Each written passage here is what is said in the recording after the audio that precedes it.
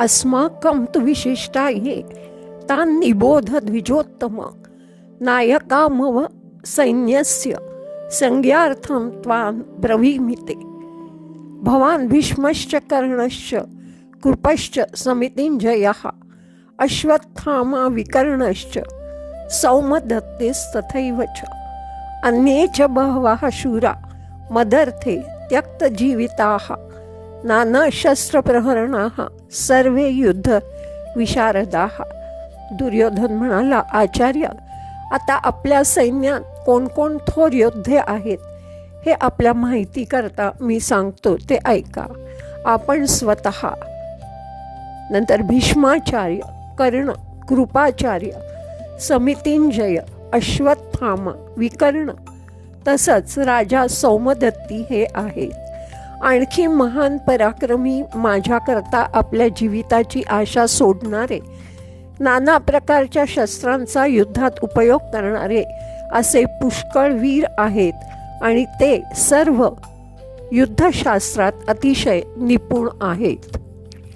पांडव सैन्याचं वर्णन करून झाल्यावर पुढे दुर्योधन स्वतःच्या सैन्याचं वर्णन करू लागला.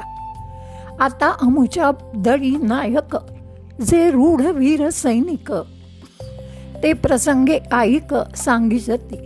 द्रोणाचार्यांना तो म्हणाला, सर्वात मुख्य नामवंत असे आमच्या दळात तुम्ही आहात.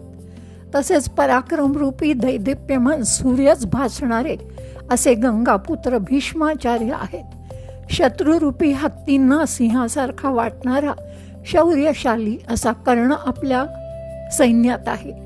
हे केवळ मनोमात्रे विश्वनिर्माण किंवा विश्वसंहार करू शकतील.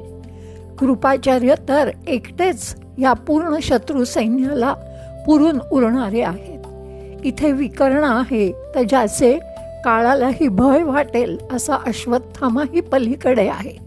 समितिंजय, सौमदत्ती असे पुष्कळ शूरवीर आपल्या सैन्यात आहेत, ज्यांचं सामर्थ्य ब्रह्मदेवही जाणत नाही.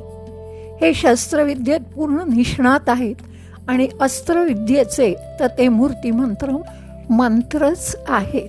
जणू काही सर्व अस्त्रविद्या ही ह्यांच्यापासूनच प्रकट झाली आहे. यांच्या तोडीचा जगात कोणीच नाही. आपले सैनिक आपल्याला कसे आपल्या पाठीशी आहेत याचं वर्णन करताना दुर्योधन म्हणतो, पतिव्रतेचे हृदय जैसे पतिवाचुनी न स्पर्शे मी सर्वस्व या तैसे सुभटांसी आमुची या काजाचे नि पाडे देखती आपुले जीवित्व थोकडे ऐसे निरवधी चोकडे स्वामी भक्त. ह्या ऐकताना आपण माऊली कशा उपमा देतात ते पाहूया. दुर्योधन म्हणतो, माझ्यासाठी या योद्ध्यांनी स्वजीवितावर पाणी सोडलं आहे.